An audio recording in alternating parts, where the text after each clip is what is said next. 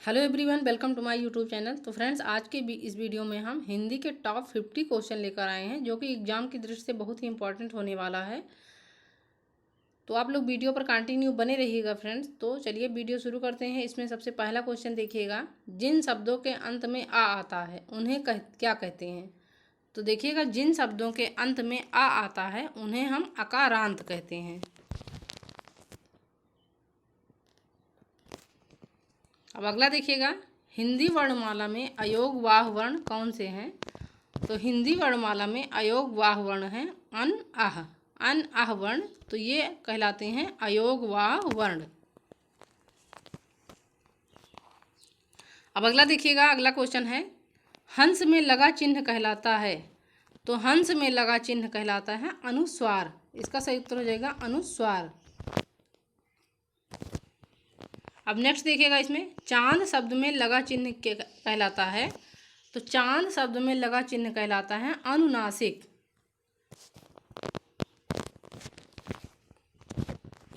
अब अगला देखिएगा, भाषा की सबसे छोटी इकाई क्या है।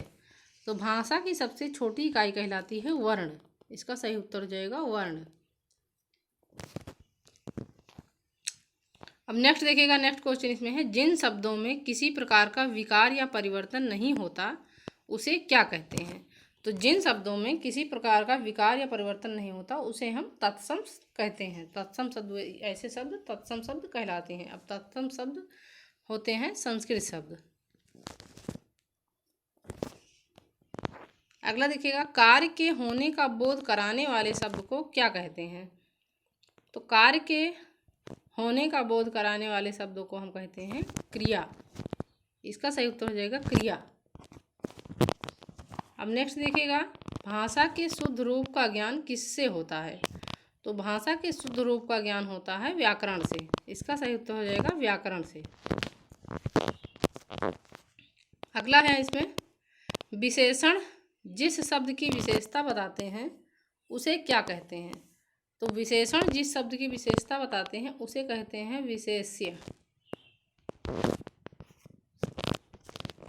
अगला देखिएगा, इसमें अगला क्वेश्चन है, हिंदी में लिंग का निर्धारण किससे होता है। तो हिंदी में लिंग का निर्धारण होता है संज्ञा से। इसका सही उत्तर हो जाएगा संज्ञा से। अब अगला है इसमें देखिएगा, अगला क्वेश्चन, क्रिया का मूल रूप क्या कहलाता है। तो क्रिया का मूल रूप कहलाता है धातु। क्रिया के मूल रूप को हम कहते हैं धातु। अगला देखिएगा, इसमें अगला क्वेश्चन 12 नंबर, सर्वनाम के साथ प्रयुक्त होने वाली विभक्तियां होती है। तो सर्वनाम के साथ प्रयुक्त होने वाली विभक्तियां होती हैं संश्लिष्ट। इसका सही उत्तर हो जाएगा संश्लिष्ट।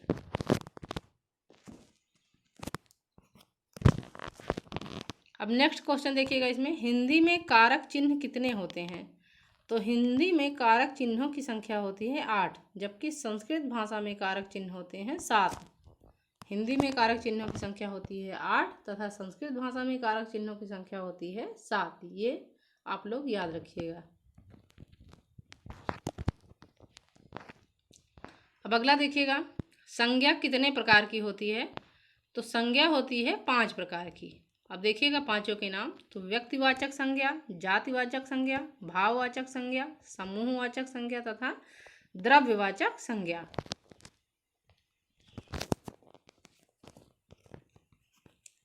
अब अगला क्वेश्चन है इसमें, वे शब्द जो विशेषण की भी विशेषता बतलाते हैं उन्हें क्या कहते हैं। तो वे शब्द जो विशेषण की भी विशेषता बतलाते हैं उन्हें हम कहते हैं प्रविशेषण। अगला है इसमें, सर्वनाम किसे कहते हैं। तो देखिएगा, इसमें सर्वनाम वे शब्द कहलाते हैं जो संज्ञा के स्थान पर प्रयोग में लाए जाते हैं। जैसे देखिएगा, यह, वह, वे, उनका, इनका, इन्हें आदि। अब अगला है इसमें, सर्वनाम के कितने भेद होते हैं। तो इसमें देखिएगा, सर्वनाम के 6 भेद होते हैं। अब 6 भेदों के नाम देख लीजिएगा। तो सबसे पहले देखिएगा, पुरुषवाचक सर्वनाम, निश्चयवाचक सर्वनाम, अनिश्चयवाचक सर्वनाम, प्रश्नवाचक सर्वनाम, संबंधवाचक सर्वनाम तथा निजवाचक सर्वनाम। अब अगला है इसमें, क्रिया किसे कहते हैं। तो देखिएगा, इसमें जिस शब्द से किसी काम के करने या होने का बोध हो उसे क्रिया कहते हैं। जिस शब्द से किसी काम के करने या होने का बोध होता है तो उसे हम क्रिया कहते हैं। फॉर एग्जाम्पल देखिएगा, जैसे खाना, हंसना, रोना, बैठना आदि। अगला है इसमें, क्रिया मुख्य रूप से कितने प्रकार की होती है? तो देखिएगा, क्रिया मुख्य रूप से 2 प्रकार की होती है। नंबर 1 आकर्मक क्रिया तथा नंबर 2 साकर्मक क्रिया। अब अगला है इसमें, काल कितने प्रकार के होते हैं? तो इसमें देखिएगा, काल निम्नलिखित 3 प्रकार के होते हैं। नंबर 1 वर्तमान काल, नंबर 2 है भूतकाल तथा नंबर 3 है भविष्य काल।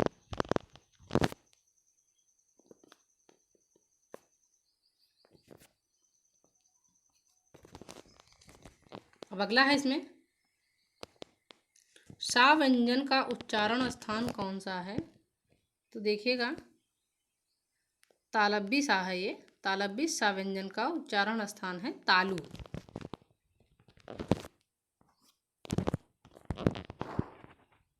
अब नेक्स्ट देखिएगा, इसमें नेक्स्ट है, वा वर्ण का उच्चारण स्थान कौन सा है?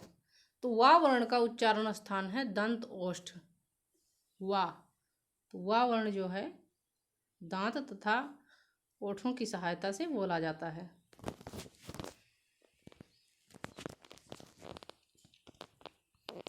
अगला है इसमें, डा का उच्चारण स्थान क्या है? तो डा का उच्चारण स्थान है कंठ।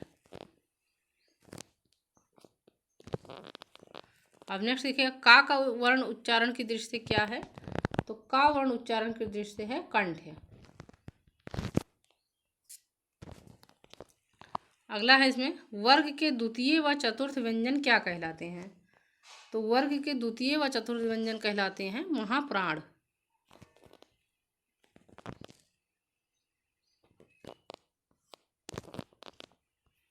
अगला है इसमें, ए और आई का उच्चारण स्थान है। तो ए और आई का उच्चारण स्थान है कंठ तालु। कंठ और तालु की सहायता से ए और आई बोले जाते हैं। अब अगला देखिएगा, घा का उच्चारण स्थान क्या है? घा, तो घा का उच्चारण स्थान है कंठ। नेक्स्ट है इसमें, वर्ण के प्रथम, तृतीय व पंचम वर्ण क्या कहलाते हैं? तो वर्ण के प्रथम, तृतीय व पंचम वर्ण कहलाते हैं अल्प प्राण। दूसरे, चौथे तथा छठवें वर्ण तो ये कहलाते हैं महाप्राण। अब देखिएगा, पहले, तृतीय, पांचवें तो ये वर्ण कहलाते हैं अल्प प्राण। अगला है इसमें, मात्रा के आधार पर हिंदी स्वरों के 2 भेद कौन से हैं? तो मात्रा के आधार पर हिंदी स्वरों के 2 भेद हैं, ह्रस्व व दीर्घ। अगला है इसमें, सर्वनाम के साथ प्रयुक्त होने वाली विभक्तियां होती हैं। तो सर्वनाम के साथ प्रयुक्त होने वाली विभक्तियां होती हैं संश्लिष्ट। अब नेक्स्ट क्वेश्चन इसमें देखिएगा, शिक्षक विद्यार्थी को हिंदी पढ़ाते हैं, वाक्य में क्रिया के किस रूप का प्रयोग किया गया है? तो देखिएगा, शिक्षक विद्यार्थी को हिंदी पढ़ाते हैं, तो वाक्य में क्रिया के द्विकर्मक क्रिया का प्रयोग किया गया है। अब नेक्स्ट देखिएगा, मुझे किस प्रकार का सर्वनाम है? तो ये है उत्तम पुरुष। अगला है इसमें, मानव शब्द का विशेषण बनेगा। तो मानव शब्द का विशेषण बनेगा मानवीय। नेक्स्ट है इसमें, चिड़िया आकाश में उड़ रही है, उस वाक्य में उड़ रही क्रिया किस प्रकार की है? तो चिड़िया आकाश में उड़ रही है, उस वाक्य में उड़ रही क्रिया, तो ये क्रिया है आकर्मक क्रिया। अगला देखिएगा, पशु शब्द का विशेषण है। तो पशु शब्द का विशेषण कहलाता है पाशविक। अगला है इसमें, नेत्री शब्द का पुल्लिंग रूप है। तो नेत्री शब्द का पुल्लिंग रूप कहलाता है नेता। अगला है इसमें, उत्कर्ष का विशेषण क्या होगा? तो उत्कर्ष का विशेषण होगा उत्कृष्ट।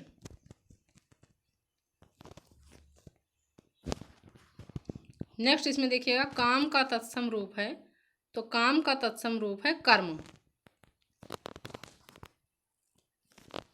अगला है 39 नंबर, दूध का तत्सम रूप है, तो दूध का तत्सम रूप कहलाता है दुग्ध। अब नेक्स्ट देखिएगा, इसमें नेक्स्ट क्वेश्चन है पा वर्ग का उच्चारण मुंह के किस भाग से होता है, तो पा वर्ग का उच्चारण मुंह के ओष्ठ भाग से किया जाता है।